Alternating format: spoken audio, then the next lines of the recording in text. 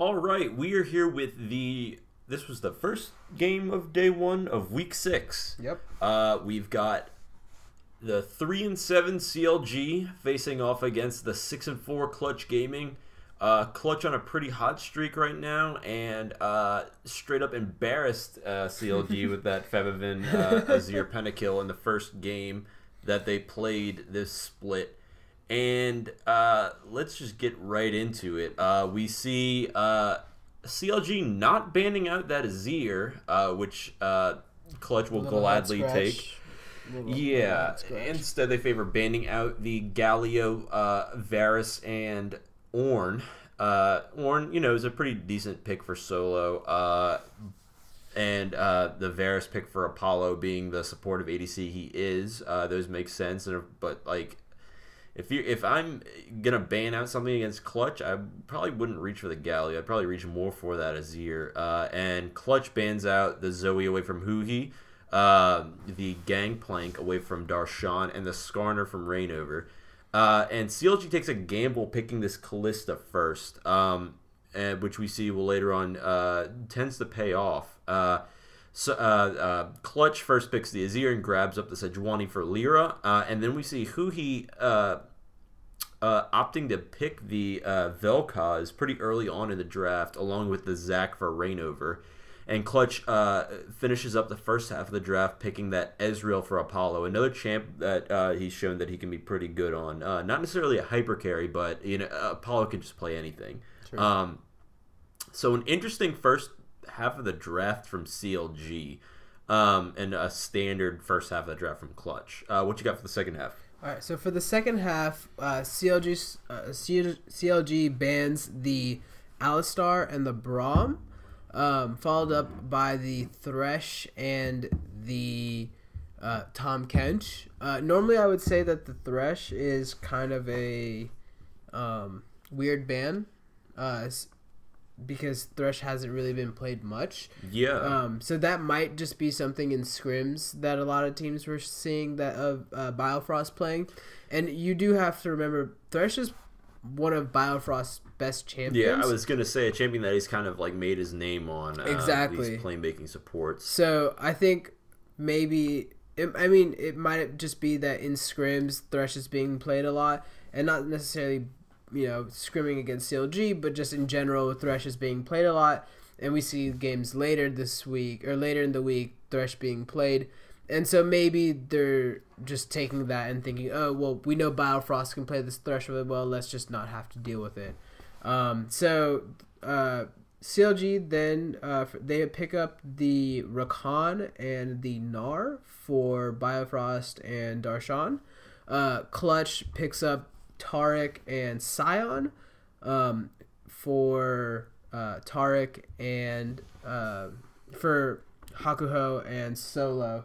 And we see with the support pinch that like Rakan is kind of the last support that can really go with the Kalista, or like support in general. And we see again Darshan relegated to that Gnar pick, which he's been on for most of this split. He's probably going to be getting kind of tired of that. Yeah. Especially with the CLG's playing. So early on in the game, we saw CLG playing pretty well to their strengths. Well, aside from Darshan, who ends up giving up first blood at the top lane, going a bit too aggressive.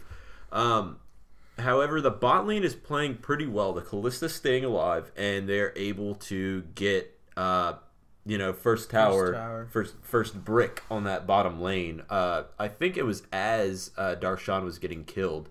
So and I think this kind of gives to Lyra's pick in the Sejuani. He took what's it called, the assassin tree as his secondary, where he, or was it it might have been his primary. No, it was his secondary. He took Zombie Ward. Okay. So he essentially giving up some of that, like the stats, I guess, for the ability to just light up this map with wards. Yeah. And to be honest, like, he looked pretty good early. He was still able to be aggressive, help pick up that first blood, I believe, in the top lane. So regardless of this, any discrepancy he might have had, like, sacrificed for that zombie ward, he still looked pretty good. while he was lighting up the map. Something I wanted to point out as well, Hakuo built tier on Yeah, that was Tarek. very interesting. I saw it in EU earlier in the week. That's something that Tarek's do, and I can understand it. I can't remember who exactly played it, but the game got late enough that he built a Manamune. Yeah, because once you get into these mid game and late game fights, Tarek is like when everybody just kind of forgets about Tarek, he's running into the team like cast auto cast auto cast yeah. So he like that. It's a pretty cool little interaction that we see going on there. But anyway, CLG is able to like kind of keep it even after Stixay and Biofrost take the bot turret. They rotate them and they're able to get the top turret, and then they end up taking all 3 of Clutch's outers by 14 minutes. Yeah, and then after this point, this is where it starts to kind of fall apart for CLG, and then Clutch Gaming just kind of takes over from here by having skirmishes in the jungle. Forbidden just looked really, really good on this year, and like you said during draft, that why didn't CLG ban the Azir? A lot of the way that Clutch pulled ahead this game was because of that Azir. Mm-hmm.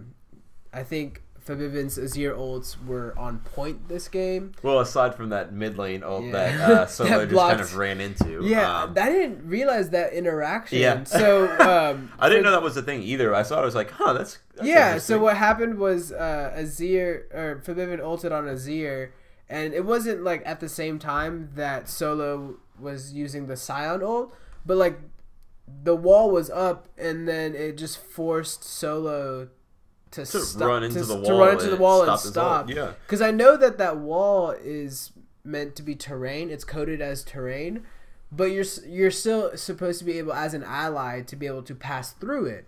So I didn't realize that. And I doubt they even knew. Yeah, I'm wondering how often they've run into that interaction. Yeah, exactly. I thought that the Scion pick this game was very, very interesting. And I mean, Solo played this Scion phenomenally. Oh, yeah. By the end of the game, he was 4-1-5. He was ahead in CS on Darshan. And his ults were, for the most part, on point. He was in on a 9 out of their 11 kills. Like, exactly. Like really good kill participation. So, because of Clutch's top laner and their mid laner, they were able to open it up by 25 minutes with 3 dragons and a Baron.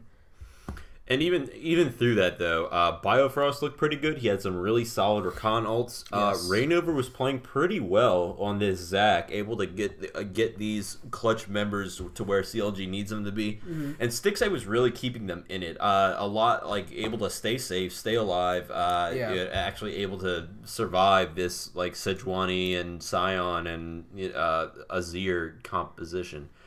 So they get later on into the game, and CLG is able to pick off Febby, playing to their strength, essentially, getting the pick that their comp really needs when you look at it. Mm-hmm. And they're able to get an Elder, kind of prolonging the game, even though Clutch had all of these dragons. And I think that like they could have probably ended if they had gotten an Elder on top of that. And then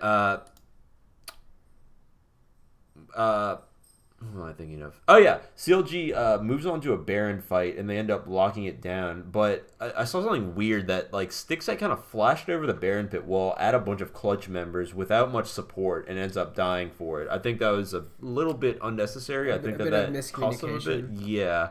Like, the rest of the team was, I think, fighting off the Scion that just, like, charged them. But, like, if he was able to survive, like, 1 or 2 more autos, he could have had, like, a triple, yeah, I would say. I think that was Stixay trying to go too big dick say on them, and there's just a bit of miscommunication. If he had, it might have been in a case where he still had ult up, and he didn't realize where Biofrost was, and so he was gonna ult Biofrost once he flashed over the wall, but when he flashed over the wall, Biofrost was too far away and dealing with Scion that he couldn't ult. And I think that's a lot to Solo's credit of just like being one big pain in the ass with this Scion taking up the whole team. Mm-hmm. But anyway, things kind of go south once they prep for this second Elder fight. Solo, again, with a phenomenal play, hits a huge Scion ult, and that ends up, they just run it on down mid and end up taking the game away from CLG. Another disappointing game from them in their typical CLG style. This game was like we were seeing, 3 or 4 different CLGs. It was just very inconsistent and a lot of just miscommunication, I think, from CLG. And honestly, they need to find some way to rein it back in and have